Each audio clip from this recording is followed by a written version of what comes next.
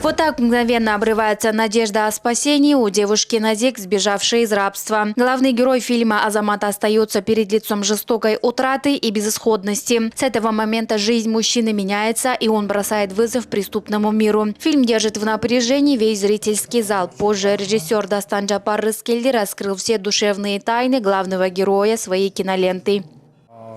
Я снял фильм про сломленного человека, который в детстве потерял маму, родителей разведенных. И эта детская травма управляла этим человеком до взросления, да? До сегодняшнего дня, можно сказать. И этот сломленный человек был готов пойти на все, что угодно, чтобы как-то проститься или заново открыть потерявшую маму. Поэтому это больше управляло им.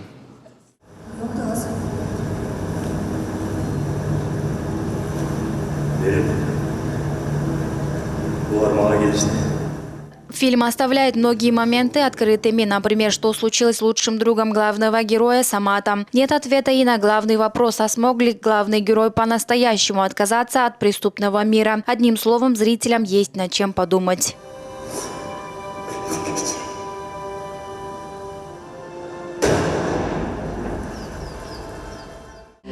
Держал он до конца. Очень напряженно было. Но поразил тем примером, что мужчина, главный герой, предан остался себе и, несмотря на трудности, остался верен себе и все равно продолжал, хоть было очень сложно.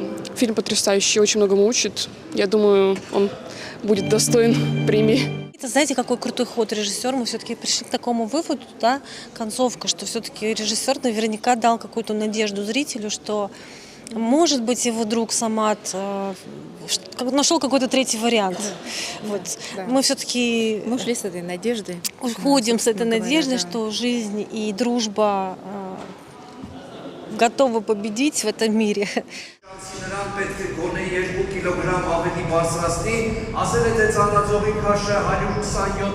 Кинофестиваль почти на подходе к финалу. Еще один из последних фильмов к показу стала кинолента «Обратная сторона медали». Она рассказывает историю спортсменки Назик Авдалян. Режиссер фильма Анна Максим отметила, что сама занималась тяжелой атлетикой и понимает, что стоит за успехами спортсменов.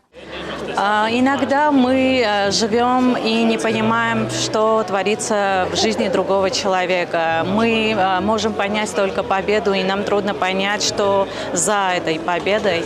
И я просто хотела показать плоть и кровь, то, что состоит, от чего состоит жизнь, и что иногда мы просто не в состоянии видеть. Отметим, что все результаты жюри вынесет 13 июня. Из Кыргызстана полнометражные картины представили продюсер Рустам Сайдаматов и Дастан Джапар Рыскелди. Аймерим Назарова, Руслан Бараненко, ЛТР Сочи.